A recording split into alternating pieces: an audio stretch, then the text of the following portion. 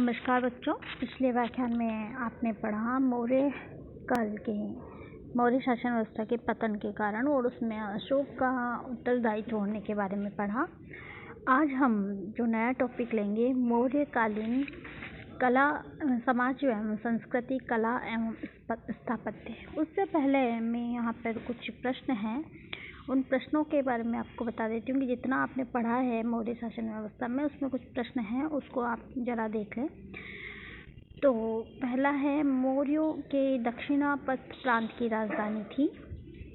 मौर्यों के दक्षिणापथ प्रांत की राजधानी थी ए कांची, ब तोसिल, स स्वर्णगिरी और द मास्की। इसमें से जो आप उपयुक्त उत्तर है उसको याद करें।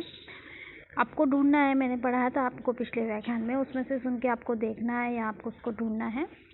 और उसके बाद जो है मौर्य काल में राज्य की आय का मुख्य स्रोत क्या था। तो फर्स्ट है जुर्माना एवं जब्ती, सेकंड है पदकर, थर्ड है भूमिकर और फोर्थ है परवेशम कर। तीसरा है राजकीय करों को एकत्रित करने वाला अधिकारी कौन था। राजकीय करों को एकत्रित करने वाला अधिकारी कौन था। तो उसमें है मंत्री, संधि था, पहला मंत्री, दूसरा संधि था, फिर तीसरा प्रस्ता और चौथा है संहारता। तो आप इसको उपयुक्त उत्तर आप याद करेंगे। कौटिल्य का अर्थशास्त्र है, किससे संबंधित है। चंद्रगुप्त मौर्य के संबंध में एक नाटक है, या वह आत्मकथा है, या वह शासन के सिद्धांतों की एक पुस्तक है, या द मौर्य कालों का संक्षिप्त इतिहास है। इसके बारे में आपको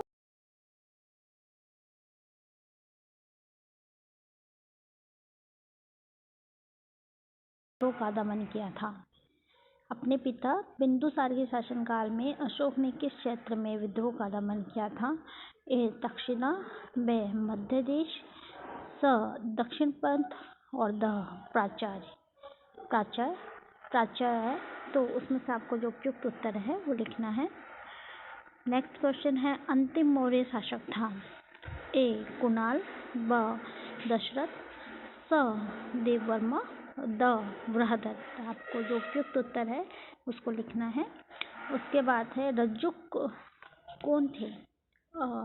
चोल राज्य के व्यापारी, बे मौर्य शासन के अधिकारी, से गुप्त साम्राज्य के सामंत और द सक्स सेना के सैनिक। इसमें से आपको उपयुक्त उत्तर लिखना है। नेक्स्ट है, धर्म महामात्र कौन थे।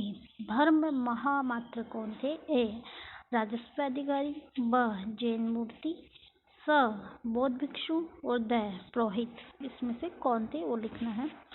फिर नेक्स्ट है, मौर्य वंश का अंत किसने किया। ए शुंग ने, ब सातवाहन, से कुषाण और द गुप्त में। इनमें से जो उपयुक्त उत्तर है वो लिखना है। नेक्स्ट क्वेश्चन है, अशोक के किस अभिलेख में कहा था कि सभी मनुष्य मेरी संतान है। अशोक ने किस अभिलेख में कहा था कि सभी मनुष्य मेरी संतान है। पांचवा शिलालेख, छठा स्तंभ लेख, स प्रथम पृथक शिलालेख, द द्वितीय पृथक शिलालेख। पांचवा शिलालेख, ब छठा स्तंभ लेख, स प्रथम शिलालेख और द द्वितीय पृथक शिलालेख। इसको लिखना उपयुक्त।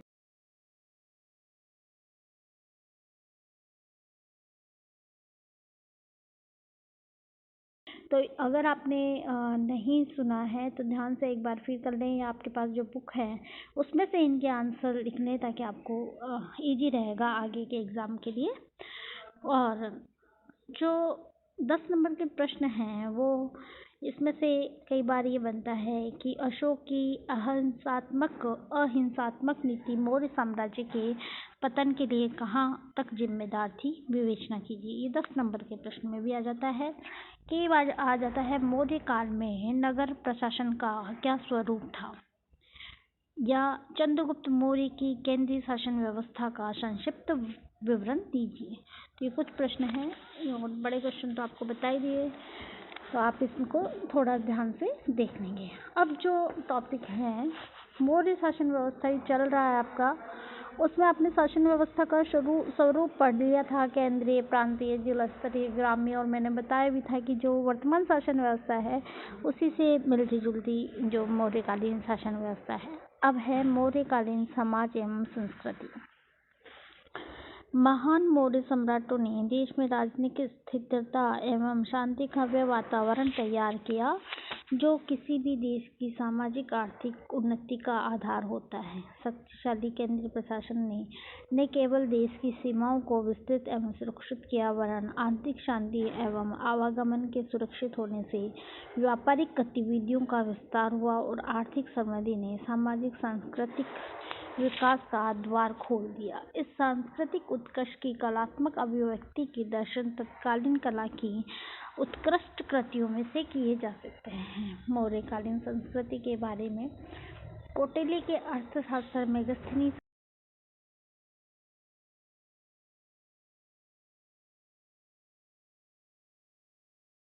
सूचनाओं के आधार पर मौर्य संस्कृति का ज्ञान प्राप्त किया जा सकता है। तो मौर्यकालीन समाज और संस्कृति को जो दिखने का वर्णन देखा आपने कि कौटिल्य के अर्थशास्त्र, मेगस्थनीज की इंडिका और अन्य विदेशी विवरण, यानी विदेशी यात्री उस समय आए उनके विवरण, उन्होंने जो यात्रा वृत्तांत लिखा उसमें भी मौर्यकालीन समाज और संस्कृति का वर्णन मिलता है। यह है मौर्यकालीन सामाजिक जीवन। मौर्य पूर्व समाज में वैदिक ब्राह्मणिक व्यवस्था पूर्णतः दृढ़ता से स्थापित हो चुकी थी। समाज में वर्ण व्यवस्था के अनुसार सामाजिक स्तर थे। इस समय तक वर्ण व्यवस्था में पर्याप्त कठोरता आ गई थी। वर्ण तथा आश्रम की रक्षा करना राज्य का प्रमुख कर्तव्य समझा जाता था। यद्यपि बौद्ध धर्म तथा जैन धर्म के प्रसार स्वरूप इन वैदिक मान्यताओं का काफी खंडन मंडन हो चुका था, परंतु ये अभी भी प्राप्त मान्य नहीं थी। ब्राह्मणों के प्रति अभी भी अगाध श्रद्धा थी तथा क्षेत्रीय वैश्य भी सामान्य थे। शूद्र वर्ण पूरी तरह व्यवस्थित तो था, परंतु इससे समाज में अभी भी निम्न स्तर प्राप्त था। अब है कि सामाजिक तथा वर्ग श्रेणियां। तो समाज सुस्पष्ट रूप से 4 वर्णों में बटा हुआ नहीं था, यद्यपि ब्राह्मण इस व्यवस्था में सबसे शक्तिशाली एवं सर्वोप्रिय समझे जाते थे। समाज में उसे सबसे अधिक सम्मान प्राप्त था। अर्थशास्त्र में ब्राह्मणों के विशेषाधिकारों को मान्यता दी गई। अशोक के अभिलेखों से ब्राह्मणों की सामान्य स्थिति का पता चलता है कि उस समय ब्राह्मणों को समाज में बहुत सम्मानजनक स्थान प्राप्त था। तत्कालीन धर्म ग्रंथों की अपेक्षा कर अर्थशास्त्र का रुख वर्णों के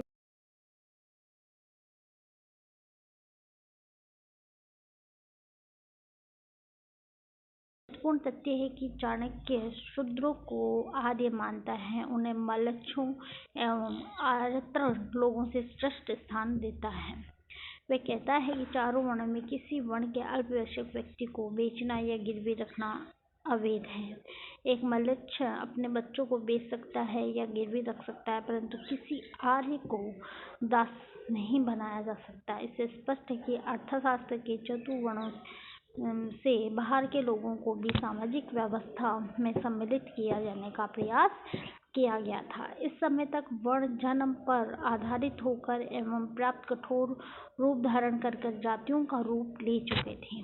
वैदेशी वर्णों से अत्यंत जटिल जाति व्यवस्था का चित्र उभरता है। मेगस्थनीज समाज में 7 वर्णों का वर्णन करता है: दार्शनिक, कृषक, पशुपालक, कारीगर, शिल्पी, योद्धा, निरीक्षक और मंत्री। मेगस्थनीज द्वारा भारतीय समाज का वर्गीकरण भारतीय ग्रंथों में वर्णित वर्गीकरण से भिन्न है। निश्चय ही मेगस्थनीज का ये विभाजन आर्थिक या व्यवसायगत विभाजन जान पड़ता है। संभवतः वे जाति, वर्ण तथा व्यवसायों के जटिल संबंधों को समझ नहीं पाया या उसने इसे नजरअंदाज कर दिया।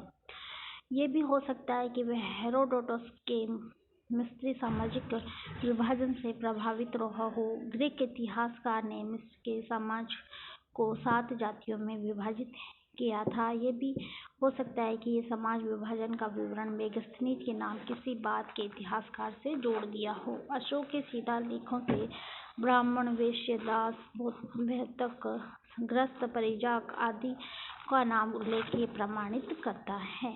इस समय अनेक जातिवाद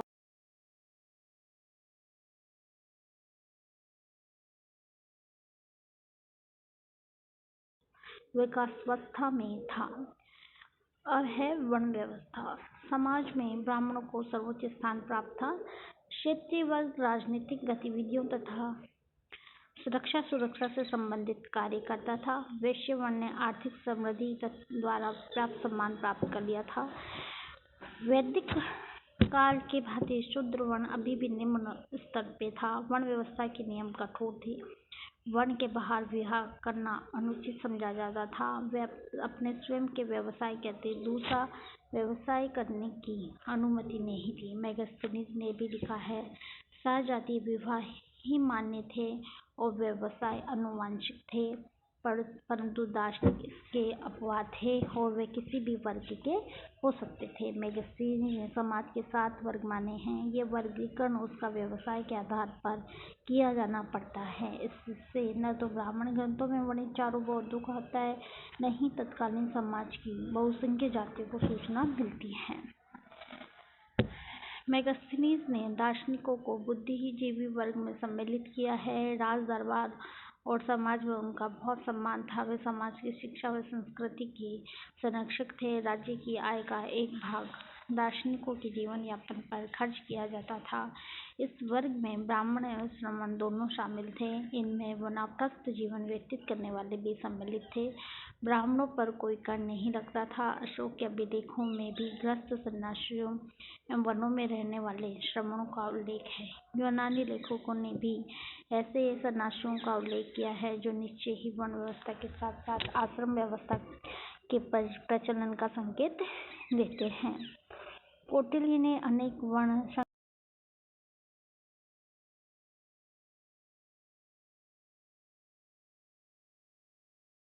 अम्बष्ट, निषाद, पाराशरव्रतकार, वैदेहक, मागध, पुलकेश वर्ण, चंडाल, शौपाक आदि सम्मिलित थे। इनमें कुछ आदिवासी जनजातियां थीं जो अपने निश्चित व्यवसाय से आजीविका कमाती थी। इसके अतिरिक्त समाज में कुछ व्यवसाय धंधे भी जातियों के रूप प्रतिष्ठित हो गए, जिनमें जुल्हा, धोबी, सुनार, दर्जी, लोहार, बढ़ई आदि थे।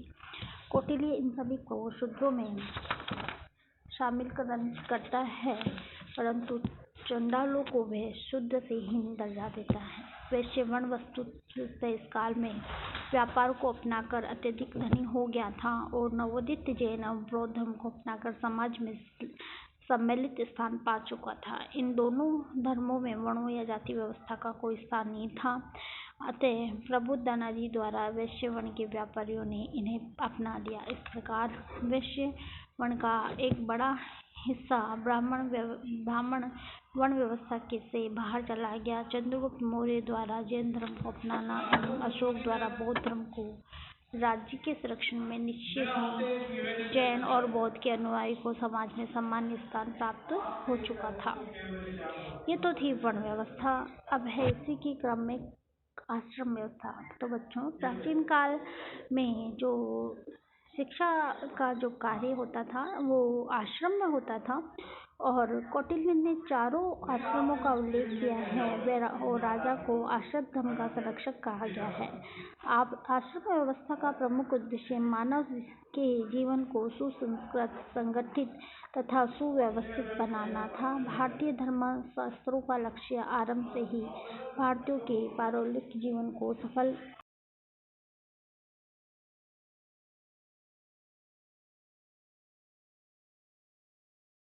विचारकों व स्मृतिकारों ने मानव जीवन को समग्रता पूर्वक व्यवस्थित करना तथा आध्यात्मिकता की ओर अग्रसर करने हेतु चारों आश्रमों का आयोजन किया है। यद्यपि मेगास्थनीज ने इन चारों आश्रमों के परंपरागत विभाजन के बारे में अपनी अनभिज्ञता प्रदर्शित की है, लेकिन स्ट्रैबो तथा एरियन ने अपने ग्रंथ में भारत के विभिन्न लोगों की जीवनचर्याओं को विवरण दिया है। उसमें एक स्थान पर ब्रह्मचारी के जीवन और उसके बाद एक में गृहस्थ जीवन का वर्णन दिया है। इस प्रकार वन में रहने वाले वानप्रस्थ जीवन का भी उल्लेख किया गया है। इससे प्रतीत है कि चारों आश्रमों के प्रचलन से वे परिचित थे। कौटिल्य ने यह भी लिखा है, कोई भी व्यक्ति पुत्र और पत्नी के लिए उचित व्यवस्था किए बिना इस संसार से और गृहस्थ जीवन के दायित्वों से विमुख होकर सन्यासी न बन जाए। कौटिल्य का कहना है कि गांव में कोई भी व्यक्ति इस प्रकार के अप्रमाणित सन्यासी को शरण न दे। कौटिल्य के इन कथनों से विदित है कि मौर्य प्रशासक अनियंत्रित भिक्षावृत्ति और संन्यास की प्रवृत्तियों को सामाजिक व्यवस्था की दृष्टि से उचित नहीं मानते। डॉक्टर राधा कुमुद मुखर्जी ने लिखा है, इससे हिंदू धर्म की उदारता का पता चलता है, जिसके अंतर्गत आध्यात्मिक जीवन के क्षेत्र में वर्ण का कोई भेदभाव नहीं रखा जा सकता। तो बच्चों, आप इसमें पढ़ रहे हैं मौर्यकालीन शासन जो समाज की स्थिति है, सामाजिक व्यवस्था क्या थी। तो आपने ये देखा कि समाज का जो स्वरूप है वो वर्ण व्यवस्था पे था और वर्ण व्यवस्था से आश्रम व्यवस्था उस समय थी। प्रारंभिक व्यवस्था में परिवार सभी प्रकार के सामाजिक गतिविधियों का केंद्र था। ये पैतृक संबंधी और भाई बहन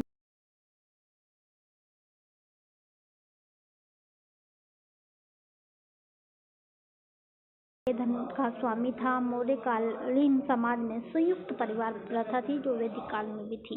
संयुक्त परिवार की ये प्रथा भारत में आज तक चली आ रही है। संयुक्त परिवार में अनेक पीढ़ियां साथ साथ एक ही मुखिया की प्रधानता में रहती है। परिवार में सभी पक्षों की सहमति से विभाजन हो सकता है। और उसके बाद का जो है अपन अगले नेक्स्ट व्याख्यान में लेंगे। तो आप इसमें देख रहे हैं कि इसमें जो समाज का जो स्वरूप है, जो चित्रण है, लगभग इस समय से जो वर्तमान समय है उससे परिचित ही है।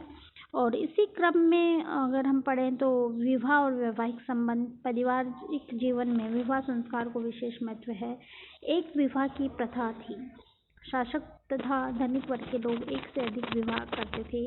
अर्थशास्त्र के अनुसार विवाह योग्य उम्र लड़कों के लिए 16 वर्ष तथा लड़की के लिए 12 वर्ष थी। उस समय व्यवहार में संबद्ध इसका पालन नहीं होता था। कौटिल्य ने ब्रह्मा विवाह, अश्व विवाह, प्रजापत्य विवाह, आसुर विवाह, गंधर्व विवाह, राक्षस विवाह तथा पेशच विवाह नामक 8 प्रकार के विवाहों का उल्लेख किया है। बच्चों, आप इन विवाहों का जो है प्रकार है उनको आप अवश्य याद कर ले। ब्रह्मा विवाह, अश्व विवाह, प्रजापत्य विवाह, आसुर विवाह, गंधर्व विवाह, राक्षस विवाह और पेशाच विवाह।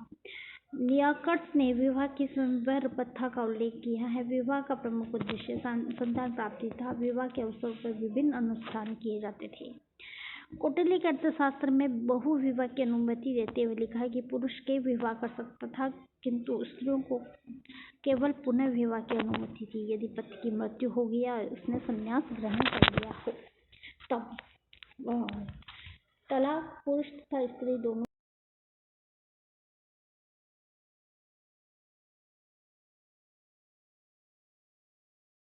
पति का चरित्र अच्छा न हो, यदि वह विदेश चला गया हो, यदि वह राजद्रोही हो, तो यदि स्त्री को अपने प्राणों का भय हो, यदि वह पतित हो गया हो, यदि वह नपुंसक हो, तो पत्नी उसका परित्याग कर सकती है। कौटिल्य ने स्त्रियों को पुनः विवाह और विवाह विच्छेद का जो अधिकार दिया है और इस संबंध में जो नियम प्रस्तावित किए वे अन्य धर्म शास्त्रों में दुर्बल हैं।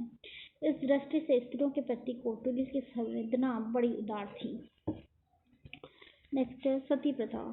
इस संबंध में कोई निश्चित बात नहीं की जा सकती उस समय सती प्रथा का प्रचलन था या नहीं। Doctor A.N. घोष का विचार है कि उस समय सती प्रथा का प्रचलन नहीं था, तथापि कहीं कहीं स्त्रियां स्वेच्छापूर्वक पति की चिता पर प्रविष्ट होकर आत्महनन कर लेती थी।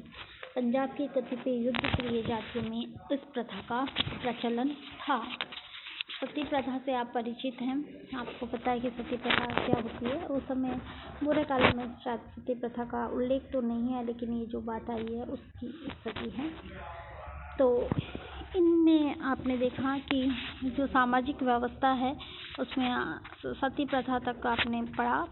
और स्त्रियों की स्थिति मौर्य काल में स्त्रियों के पद के विषय में कौटिल्य ने अनेक बातें कही हैं। उसके अनुसार स्त्री धन पर अधिकार होता था। विवाह के अवसर पर वर की ओर से जो धन कन्या को दिया जाता था उसे स्त्री धन कहा जाए। विवाह के अवसर पर वर की ओर से जो धन कन्या को दिया जाता था उसे स्त्री धन कहा जाता है। बच्चों, इसको आप क्लियर कर ले कि स्त्री धन क्या है। कौटिल्य ग्रंथ से ये जानकारी मिलती है कि स्त्री को नियोग का अधिकार प्राप्त था तथा कतिपय परिस्थितियों में